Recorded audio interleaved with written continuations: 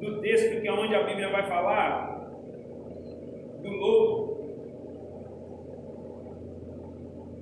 E quem que é o lobo que vem?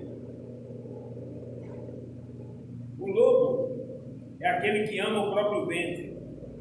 O lobo é aquele que simplesmente quer satisfazer a necessidade. Ele vem para comer.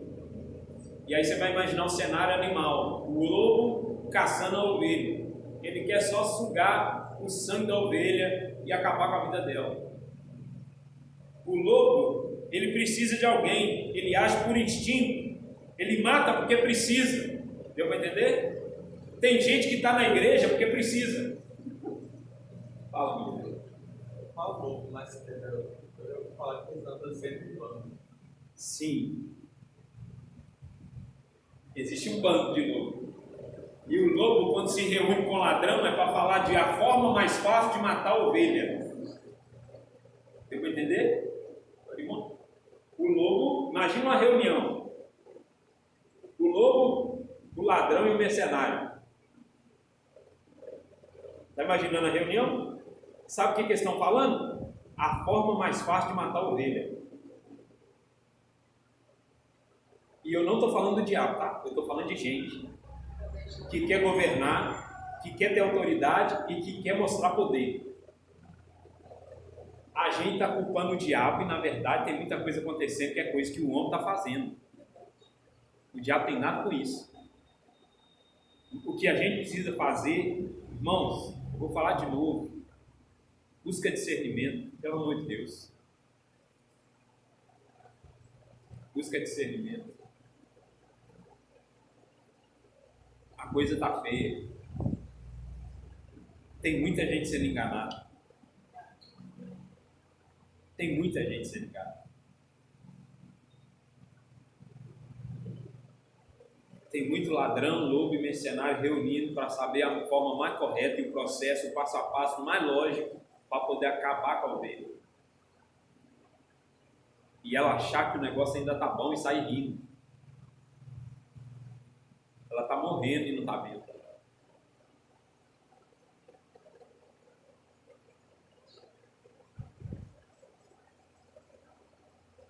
Então nós precisamos tomar muito cuidado. Muito cuidado. Uma das coisas que nós precisamos fazer é cuidar uns dos outros. Essa é a essência da igreja. Se a gente não tiver isso, a igreja que perde isso, acabou.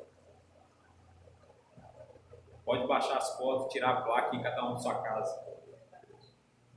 Se a gente não faz isso, não vai fazer o resto.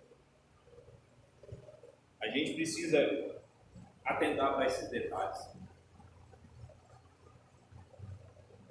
O lobo não tem planejamento, ele age pela necessidade. E pela necessidade nós não devemos fazer coisa alguma, irmãos. Isso não é afeto, é só necessidade, né? O lobo, o mercenário, ele é intuitivo.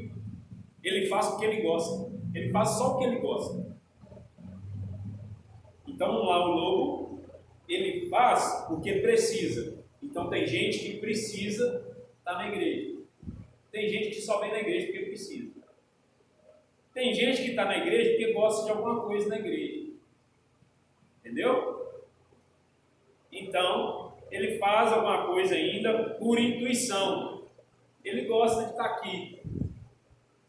É interessante para ele. E quando não é, ele sai da igreja. Então, até onde é interessante, até onde ele está gostando, está bom para ele. Esse é o mercenário. O ladrão não. O ladrão ele está ali porque ele precisa estar ali. É necessidade dele. Ok? O lobo, na verdade, né? O ladrão não. O ladrão, ele acha que tem direito. Olha que trem. O ladrão, ele está roubando, está matando e está destruindo porque ele acha que tem direito, tá? Sabe o que é esse crente que chega na igreja e fala assim, ó, mas eu tenho direito de estar aqui? Eu tenho direito de fazer? Eu tenho direito de não sei o quê? Está servindo a Deus pelo direito? Está roubando alguma coisa e não está vendo. Então não sirva a Deus pelo direito. Tem gente que quer ter o direito de chegar e fazer. Vocês acham que eu, como ministro, como pastor, estou aqui pelo direito de ser pastor? Nada a ver. Embora eu possa tomar decisões e possa fazer o que eu quiser, eu não estou aqui por isso, eu estou aqui em favor dos meus irmãos. E se isso sai do meu coração, eu vou saber que eu estou no lugar errado e posso dar um lugar para outro. Amém? Aleluia! Então, característica do lobo. O lobo é aquele que deseja. O mercenário é aquele que cobiça. O ladrão é aquele que tem inveja.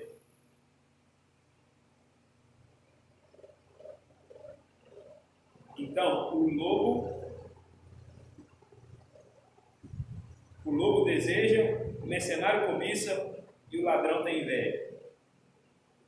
Qual desses tem a questão de sentimento demoníaco?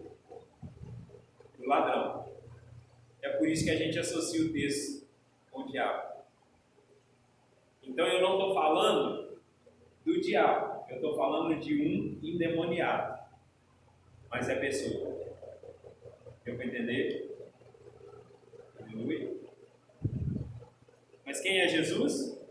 É o bom pastor que dá a vida pelas ovelhas.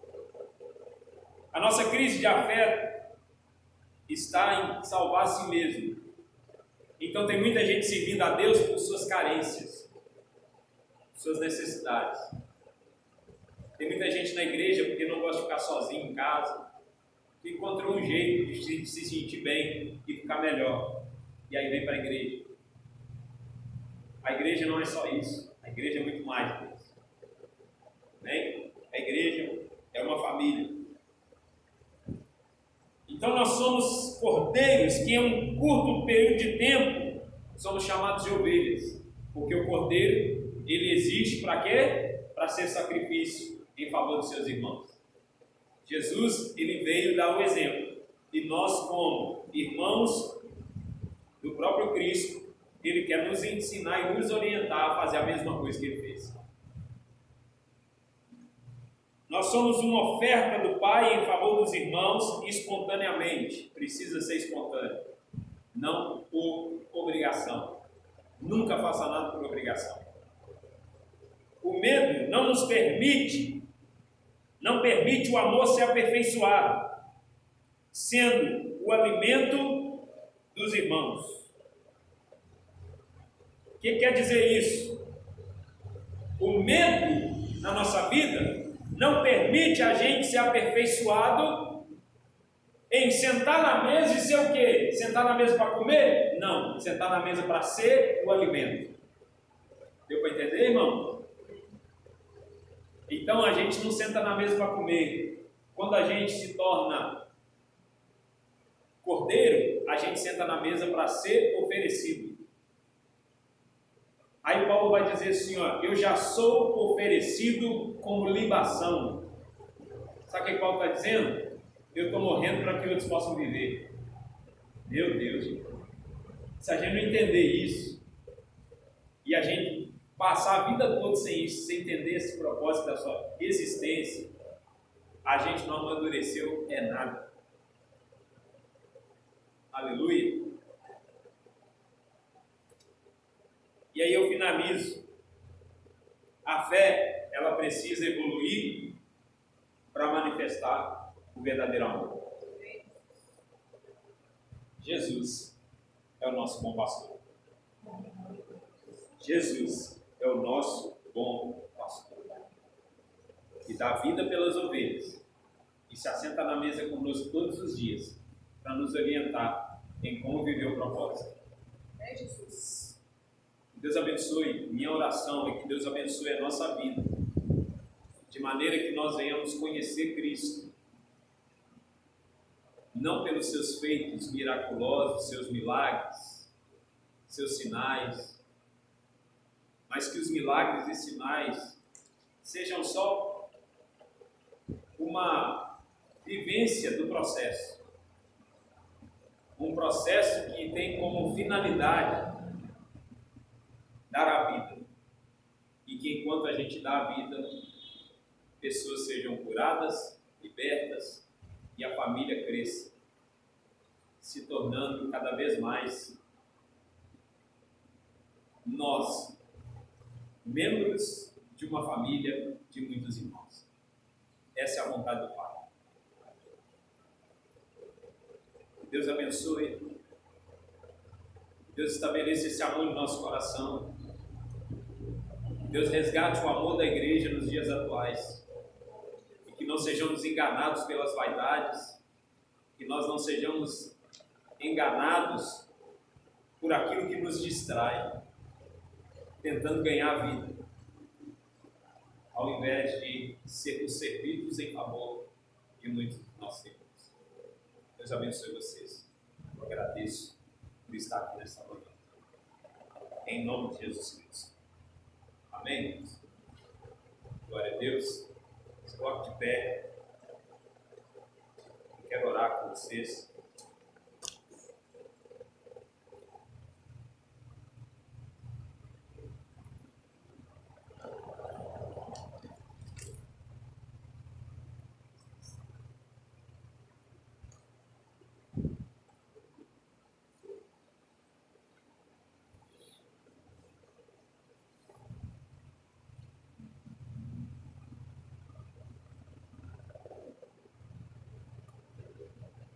Pai, nós queremos agradecer ao Senhor pela revelação do Teu Evangelho, pela revelação da Tua Palavra. Sim, meu Pai. Eu quero agradecer a Deus em particular pela vida dos meus irmãos aqui. Eu quero Te agradecer nessa manhã porque a grandeza, a riqueza do que nós aprendemos aqui hoje fará toda a diferença na nossa vocação, na nossa vida, ministério, lugares que nós passarmos. Sim, e vidas que nós, ó Pai, nos relacionarmos a partir daqui. Sim, Que o Senhor, todos os dias, pelo Teu Espírito, venha testificar no nosso espírito quem somos e para o que viemos. Tu és aquele que nos ensina a não buscar um resultado pessoal apenas, mas Tu és aquele que nos ensina a saber com quem estamos e para onde vamos. Deus. Tu és aquele que nos chama a atenção, ó Deus, todos os dias, para não nos preocuparmos com as coisas desse mundo, mas enquanto a nossa visão ela alinha com o Teu reino e olhamos para o alto, todas as demais coisas vão acontecendo. Eu creio, Senhor, nesta manhã, que Tu és aquele que alinha e que faz queimar o coração da Tua noiva, a igreja. Porque enquanto ela se assenta à mesa e doa a sua vida, o Senhor, ó Pai, dá para ela tudo o que ela precisa para viver o seu propósito. Então eu creio que nada nos faltará para alcançar o propósito, para viver o plano do Senhor. Porque nas palavras de Jesus, no Getsêmani, ó Deus santo e eterno, seja feita a Tua vontade e não a nossa. Alinha o nosso coração e nos faz, ó Deus, voltar a ter uma essência de um amor que constrói a vida de alguém para servir. Um amor, ó Pai, que não tem medo, mas que entendeu, ó Deus, a verdadeira vocação. Sim, meu Pai. E que conhece o amor a ponto de não ter mais medo de nada. Obrigado, Senhor, nessa manhã, por nos trazer aqui, ó Deus, e por encher o nosso coração e o nosso espírito de alegria, porque sabemos, ó Deus, e temos uma direção. Obrigado, ó bom pastor, por tomar a nossa mão nessa manhã. nessa manhã, Senhor.